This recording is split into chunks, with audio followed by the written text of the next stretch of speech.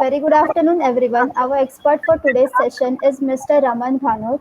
He is a very well recognized as former host of the live cricket match analysis show Fourth Umpire on DD National, which he anchored for almost a decade. Prior to that, he has also hosted a cricket show called DD Wisden 2020 during live match broadcasts. He has done commentary for the leading sport networks like Sony, Star Sports, ESPN Star, Ten Sports, Discovery Sports, and DD for over 30 years, and has been a part of the commentary panel for BCCI's coverage of Ranji Trophy, women's cricket, and other domestic cricket tournaments. Welcome, sir, on behalf of Team Enlightenment. I hope you and your loved ones are doing well. And thank you for joining us today. My name is Anisha, and I will be moderating the webinar. Thank you so much for inviting me, Anisha. Yes, we're all doing fine, and I hope you and everyone else in your team and everyone who's watching are safe and well and healthy. Thank you so much, sir. For our viewers who are watching this for the very first time, Enlightenment is India's first personalized web app platform to solve students' problems of determining their career path by conducting various career guidance interviews with the leading experts. Now, without any further delay, let's start our conversation. First of all, sir, can you tell us about how long you have been a sports commentator and how you got started with it? Well, the white hair give it all away, don't they? It's been a long time. Looking back, it's been almost 24 years and thereabouts since I started my journey, and as far as being a broadcaster is concerned. Albeit, a lot of people have seen me doing sports broadcasts on TV for a long period of time, including 5 Olympics, 5 Asian Games, and 5 Commonwealth Games. But my journey actually began with radio. When FM radio got underway in this country, I started freelancing while I was still studying. I started freelancing with an organization that was called Times FM at that time, which later on went on to become Radio Mirchi. So I used to freelance and do some shows for them way back in the mid 90s. And one of the shows that I did was a sports based program called Games People Play. So that was my first association with broadcasting of a sports related show. And then one thing led to another, and I got into television. And from there on, it was multi-sport events, and then cricket became one of the four mainstays for my broadcast. That's great. You have certainly explored a lot of areas and fields. So, during this field, can you tell us the moment that you decided that this is what you want to do? I think there are multiple instances that you come across or stages in your life when you feel that you are made to do something, and I'm sure each one of us feels it. Yes. You may have a feeling that you're very good at a particular thing. For me, I've been very fortunate that my passion became my profession. So really, there isn't a day of work that I put in. It's about following my passion, and it's not just one day. A lot of things tend to build towards it. So I don't really think that you wake up one morning and say, "No, I'm going to be a sports broadcaster," or "I'm going to be a pilot," or something. I think it's a dream that you nurture, and instances or moments in your life keep pointing in a particular direction. The important thing is, do you follow that path, or do you ignore that intuition and try and do something else? Yes. Following one's passion is certainly very important, I think. And while doing this, did you look up to someone? Like, there was any who influenced you? That's an interesting question in terms of who do you get influenced by. For me, I really never, in my initial younger days, didn't really think of that, I wanted to be like a broadcaster or, be like one particular person who's in the broadcast industry. So really, that wasn't the case. The thought that I had was there were a couple of things I was very passionate about. Albeit my academic background is very different from what I actually do now for a living. I My academic background is a BA honors in economics from Delhi University, and then a MBA, and then quitting what could have been a cushy bank job, getting into sports broadcasting. So the educational line was very different from what I actually ended up doing as a career. The thought was I was passionate about music and I was passionate about sport. And those are the two things that drove me. When I started doing radio, apart from being a sports-based program, I also did a couple of music-based shows as well. One of them went on to become one of the very, very popular shows on radio called Livewire.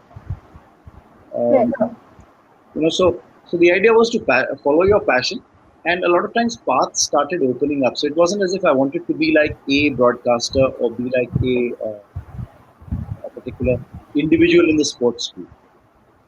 Okay, so speaking of about academics, so you started this by exploring a lot of areas beforehand. So for students who directly want to get into this experience, what would you say the starting point should be? In my time, when I say in my time, please, I also give away my age, but I'm talking about the mid '90s or the early '90s. Uh, a career in broadcasting was not the first choice for most people. Also, it as a sports broadcaster, there weren't predefined designated avenues or courses that could get you there. So, for a lot of us, it was a process of trial and error and trying to follow your passion and somehow finding a path to get to where you wanted to. Yes. I think the structure is a far more organized one today, where there are specific courses that you can take which allow you to work on your strengths per se. So for me, the thought process at that time was, to have a strong academic standing, meanwhile explore my passion of music and sport in whichever way opportunities presented themselves, and have a fallback. So in case something didn't work out, my first preference was always, was to do something in broadcasting. But the backup was always there. It was academically sound enough to be able to work with a multinational bank or work with a multinational company, and you could have an alternate career for yourself, and you were equipped educationally to pursue that career path. Luckily for me, I didn't have to go down that route, and things worked out very well in broadcasting. But things are different today. You Yes, don't necessarily surely. need to do that hit and try method. You can, if you feel that this is what you're cut out for, you can get into courses for journalism. You can get into courses that are specifically targeting, public speaking or television production per se. And there are now specialized courses for even sports journalism that are available. As modules or as Yes. postgraduate programs as well. So I think things are a lot better and more structured now than what they were in my time. Yes, I think everybody in India loves and knows cricket.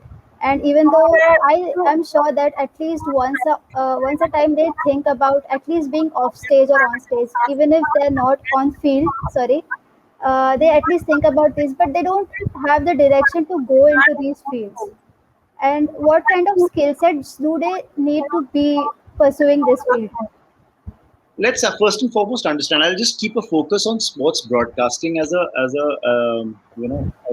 benchmark here, so and try and structure my conversation around that, because I think the requirements for being a sports broadcaster would be very different from, let's say, someone who wants to do radio and get into a radio based program.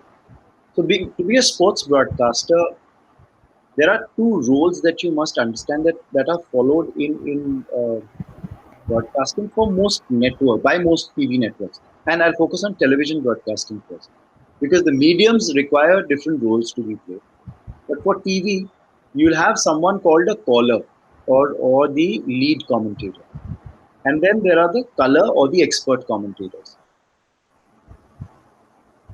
So Okay. for a lead commentator, you're expected to call the play. So it's also called the play-by-play. So you are actually calling exactly what's happening on the game. On the game, you're setting things up. The color or the expert commentator is the one who's actually explaining the action, who's providing more insights and in-depth analysis of what happened and why it happened. And you will notice in over the last few years, there's a specific trend that's on in most channels, that former players are the ones who are chosen to be the color or the expert commentator. The reason for that is they feel, that the networks feel that a former player is in a better position to explain the technical aspect or the nitty gritty of what has happened and why it happened, and maybe give you a, let's say, taking the example of cricket, give you a better understanding of what was right in that drive that a batsman hit. Was the technique okay? Was his foot in the right place? Was his head in the right position? Was the bat faced straight? So you're expecting a former player who's been in that position to explain those nitty gritties. The role of a lead commentator traditionally has been one for an experienced broadcaster, not necessarily a former player, but a broadcaster, someone who has the gift of the language, who understands the broadcasting environment, who also has the ability to encompass and express multiple thoughts or situations that are developing in a game, which maybe a former player does not have the vocabulary for, or doesn't have the ability to set the game up the way a broadcaster might be able to. Right. So you'll find that most channels require a lead commentator who's an experienced person or a seasoned broadcaster. His job is also going to be to take the cues from the production team, to throw to the breaks, to call the score at the end of the over, to link up, all that's transpiring on the field of play, and also paint a bigger picture so that a viewer gets engrossed in the broadcast or the telecast that he's watching. So for someone who wants to become a commentator today, I think the path is a little, albeit there are courses that will train you for it. The path is a little difficult because you'll find that now over the last 3 or 4 years, channels are also exploring the option of that lead commentator to also be a former player. And you'll find that happening across most TV networks. That you'll find most of the people in the commentary box. I'm not saying all, but most of the people in the commentary box are former players, Yes. who, and maybe the ones who are able to express themselves a little better, or have now been broadcasting over a long period of time and have the idea of setting a game up. They are the ones who take on the role of lead, while some of the very seasoned or very very experienced players who can break the game down, explain the nitty gritty very well, are the ones who take on the role of the expert or color commentator. So Okay. that's the role definition. So I don't really see a lot of people who are non-sports persons to take on the role of an expert commentator. That won't Right. happen. Right. So, of course, there's a lot of preparedness that you have to do before the show time. Right? So, I actually saw your post and you were saying that it feels like a homework. Correct. So, can you specify more on that? What kind of preparedness that you need to have in this? Different sports require different kinds of preparation, Anisha, is all I can explain. Right. Um, a sport like cricket, I think, has a certain structure to it. So,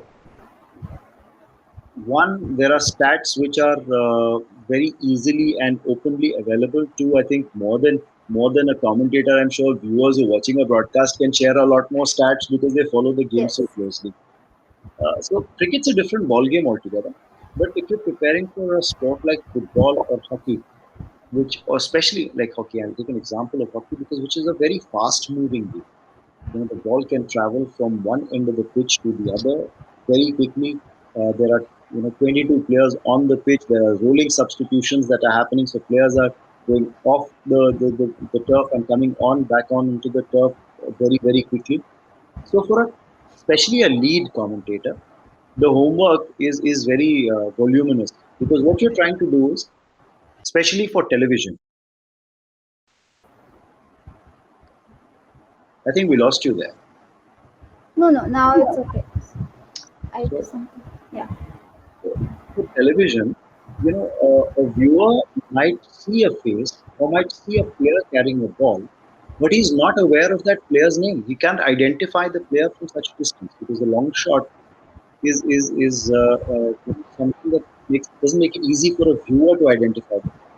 So, as a caller of the game, do you have that ability to be able to identify the player at that distance? Call out his name because you're also a part of a broadcast where you're building heroes. These players who perform well are heroes. How will a viewer identify with him if you don't even name that guy? So you're telling about the player's name, especially if he's the one who's carrying the ball. You'll have certain information about that player's background. In case not everyone follows hockey or football that religiously. They might Yeah. tune in for a big tournament or for a big match. They might know about Lionel Messi or Cristiano Ronaldo, but they might not know a lot of other things about some of the not so famous players, and they might have a backstory of their own. So to have idea about players' background, their bio, a certain interesting tidbits of information, trivia about their family, or how they took to the sport. Like you're asking me questions here, and a lot of people want to know how I got into this. I'm sure some people would like to know a little more about their favorite stars as well, or how a current player might be a helicopter pilot, or trivia like that, which makes it very interesting for a viewer who's watching the broadcast. So homework is look up the stats of the players, have information, trivia about the players, be able to ID those players. For cricket, it becomes much easier because cricket broadcasting, if you notice, is a cut and dry system. There might be 11 players playing from one side, but if you notice how it's broadcast is very different. The TV cameras make it seem as if it's a one versus one battle. They have a close up of the bowler. There's no problem in identifying who the bowler is. He'll have the ball in his hand. You can clearly see him on a single shot. Yes. You know who the two batsmen are at the crease because the director who's directing the broadcast is going to show you the close up of the batsman who's going to take strike. So there's no confusion there. You know who's going to be on strike. You've seen the field setting. Maybe what you would like to tell the viewers a little more is identify who's standing where, because in the long shot they might not be able to identify it. So that's your job to pick it early. Oh, Then it's about analyzing the game. So as I said, the preparation, the homework varies from sport to sport. Which sport you're covering? yes. That was amazing. As you mentioned, everybody in their homes are watching you, and everybody has their own commentary going on, and there are lakhs of people watching. So, what are the challenges that you think you face? What are the one of the most important challenges of your job? A live environment, I think, is the biggest challenge. To be in a live environment, words that you say are gone on air. They go on air the moment they come out of your mouth. You've got to be really, really careful about what you're saying because there's no way in which you can pull them back. There's no way in which you can go to an edit and cut them off. Yes, So a live environment brings with it that one biggest challenge. What are you saying? How are you saying it? And when are you saying it? yes, yeah, yes. I totally agree with it. Also, due to the research. So, my next question to you is how have things changed since you first started working in this industry, and what are the changes that young learners now have to incorporate within themselves? That's a very pertinent question, Anisha. A lot of things have changed. The biggest change is in terms of technology. Um, and when I look back at the days when I started off doing radio, and I take that example because a lot of people might actually not even be able to relate to this because they might not have seen this. I've seen times when you walked into a studio and you had spool machines on which you had audio content that you had to play out from a spool. I don't think a lot of viewers who are watching this broadcast would even be aware of what a spool is. So let me draw a parallel for you and say, have you seen the movie Rustam? And you find there's an instance where one of the investigating officers is called to Delhi to pick up a telephone recording. And that telephone recording is done on a plastic, circular plastic holder which contains magnetic tape. And they play it off that machine. So that's called a spool. It's a spool tape. And I've seen times when those spool tapes were used during a radio broadcast. So the time today you know when people are broadcasting on radio and doing music-based shows, there are music management systems in place like RCS or Ballet Plus, and all your playlists are automated. You're playing them off digitally of a computer. You've got hotkeys to play sound effects and the works. And I'm going back almost 24, 25 years ago, maybe more, when you had to play out content from spool machines of a spool or an LP, which is called a vinyl, or use CD players. So that's Yes, one. even the audience now is on their own laptops, and it can be seen. Yeah, Consumption patterns have changed. You know, yes, it's content on demand. And the biggest challenge today is there is so much content available across platform, and there's content available on demand. So it means that it's not those days are gone when there was a specific time frame where a channel or a network could broadcast a particular piece of content. If you missed it, you had to wait for a rerun to come about sometime, or maybe you missed it forever, and you cursed yourself that, oh, I missed this episode, now I'll never be able to see it again. Today what you need to do is just open the app and watch the series as per your convenience. So how it's influenced broadcasting is that, um, if your content isn't good enough, people are not going to wait for it. And if it's good enough, it's available on demand. People can come back and view it time and time again. So I think it puts a greater onus on the broadcaster or the content creator to be able to generate valid, pertinent, interesting content. Right. So that was very insightful of you to mention all these things. What message would you have for the younger generation wanting to follow the same steps as yours? Uh, Number one, the route that I took was a very circuitous one, and I was very fortunate to be able to get to where I am. Today, there are more options that are available for youngsters who wanting to get into sports broadcasting. I think the important thing for people who aren't sportsmen themselves is to, number one, look at equipping yourself with a degree that helps you in broadcasting. So get into a broadcast journalism course which teaches you the basics about broadcasting. Those basics will not change. They will remain the same, they may evolve, but at least the fundamentals are things that you're aware of. So do get into a program which is about broadcasting. Try and specialize in sports broadcasting because the parameters for broadcasting sport are a little different from general newscasting or newscasting. So look at programs that offer you those kind of inputs and that kind of learning. Also, if you're passionate about sport, then I think it's very important to follow sport, to be able to, be aware of what's happening in the world of sport, familiarize yourself with terminologies, with technical aspects of the game. Watch a lot of sport with quality commentary coming through. Because a lot of times we in the commentary box are also trying to break the game down for those who are watching to explain certain aspects of the game. So try and watch a lot of sports so that you are in sync with players' names, techniques that are typical to a particular sport. There's backgrounds, interesting stats, trivia. But of course, the broadcasting basics are essential. And then maybe you can forge your way, and make a career in this. I believe today, with the advancement of digital technology and a whole lot of content being available on digital platforms, opportunities are far more today than what they Yes. were in my time, where the conventional mediums of radio and television were the ones that were explored. Today, I think there are a lot more avenues available to you, especially with digital content. The digital platform offering a plethora of content. Right. So basically, summing up, experience is key. It's very important to also watch the previous matches and learn from it.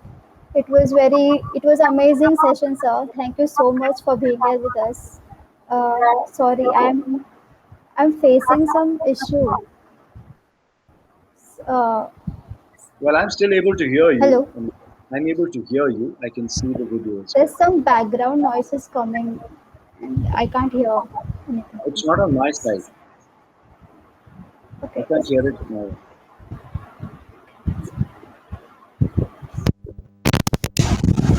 Okay. So that was an amazing session. Hello. Oh, it's working. I'm so sorry. There are a lot of technical difficulties today. Yeah, this is much better. Okay. So, thank you, sir, for coming here today. I'm sure this session has helped a lot of future sports commentators. It was a great pleasure to have you with us. All the future commentators, stay tuned with us. And if you have any questions regarding this amazing career path, then do write it down in the comment section. Enlightenment is working towards the goal to inspire students to excel in their careers. With the changing dynamics, we bring the experts from some of the very interesting and offbeat career paths. So download our application and follow us on social media handle to explore the world of careers.